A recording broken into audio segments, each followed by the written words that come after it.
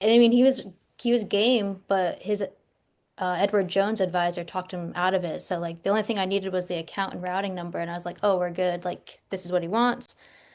So then like, I met with him the next day, and then he was like, oh, like, I paid my advisor, and like, I just would rather just dump it all in the market because like I don't have kids and I don't know. And I'm like, so that was really tough because I feel like I worked at every angle I could, but just that center of influence with his own advisor that makes him so much every year, Yeah. it's like he's gonna favor his opinion, Well, which is too bad, yeah. you know?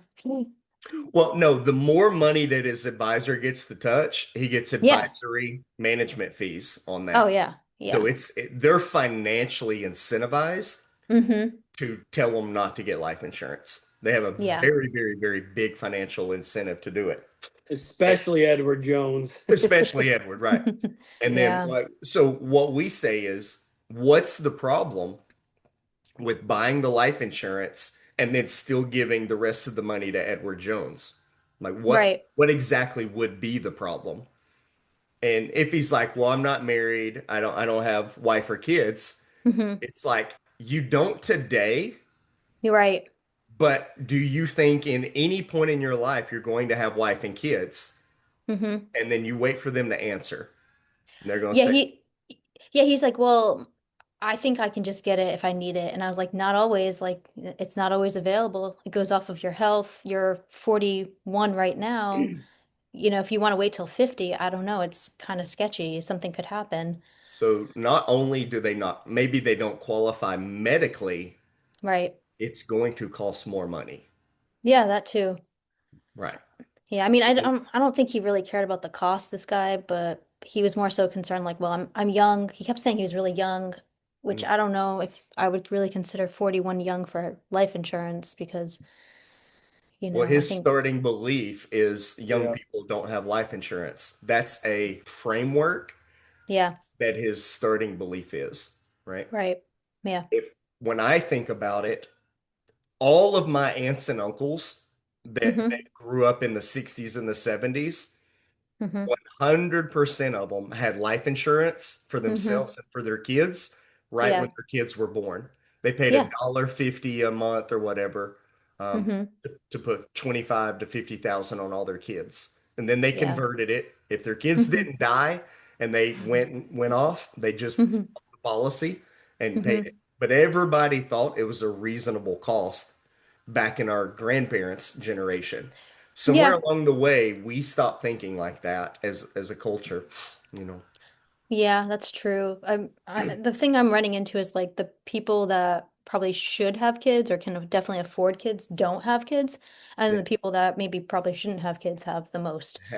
And it's kind of rude to say, but Yeah. it's just a observation. But what that tells me is if you've got somebody right there, Hmm. then all if you, as soon as you learn how to overcome that objection, Yeah. you've got that kind of client.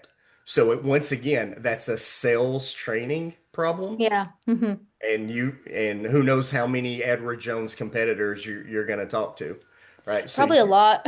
you've got to get that dialed in now Hmm. so that your routine is to overcome that objection, you know, Right. one out of three times. You've got to be able to overcome that objection one out of three times. So you've got to have like a plan to Hmm. practice overcoming that objection and see yourself getting better and better at overcoming it. Like you have to actually take notes and study. I tried Hmm. this technique, I got this outcome. I tried that technique and I got that outcome. Like until you finally get a win, you're like, well, shit, this is the one thing I did different to get that win. And Yeah. Hmm. and you Go got to ahead. track it. If you don't measure it, you can't grow it. Like you have to be able to measure it. Um, so yeah, that's to me that's just an overcoming objection issue. Hmm. Yeah. Um, Because if he yeah. was happy, like think about it from a different point of view. If Hmm. he has so much money and he was happy, Hmm. why the fuck is he talking to you? I There's don't know. literally no reason he already has Edward Jones. There's Right. literally no reason for him to talk to another person Yeah, I mean, unless there was another reason. right. Yeah, I mean, I don't know. I reached out and was like, "Oh, we should meet." And we met a couple times, but he at first he was like, gonna buy it. And it's kind of strange because like I sold another insurance policy to another business owner, Yeah, but he doesn't have an advisor at all. So yeah, when I created the plan, he was like, "Yeah, this is great. Like I didn't know I needed it, and it was an easy sale with that right. last. So it's really hard when you're competing with someone that they believe has already made them so much money in the past, 5 years. Because Yeah. now I'm like competing with someone as like I haven't done anything financially yet for this So client. have you taken like Jeremy Miner's NEPQ or Alex Ramos's 100 offers or Caldoni's Persuasion or like any of these sales books? Have you studied? Not any of those. Like we have, I can't remember the guy's name. Usually comes in and does like some speaking, Mhm. some classes like that. What is it? It's called Never Split the Difference. Chris Uh, Voss. Yeah, yeah, Chris that Voss. one's Yeah. yeah, that one and some books like that and Okay. That's the so, FBI negotiator, That's right? the FBI yeah, Yeah, negotiator, he's Chris Voss. great. yeah, yeah. Um, So stuff like that.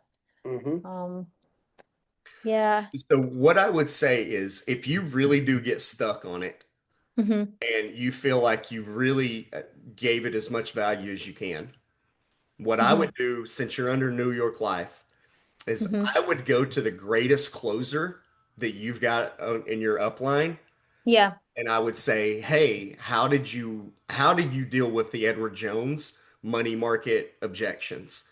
Will you come rescue me and turn Yeah. this maybe into a yes?" And then watch them do it. That's a great idea. Yeah. Um, Right. Because the guy's not, I don't think you burnt the bridge. The no, guy, I mean, I the guy still just said, I don't see the value in it today.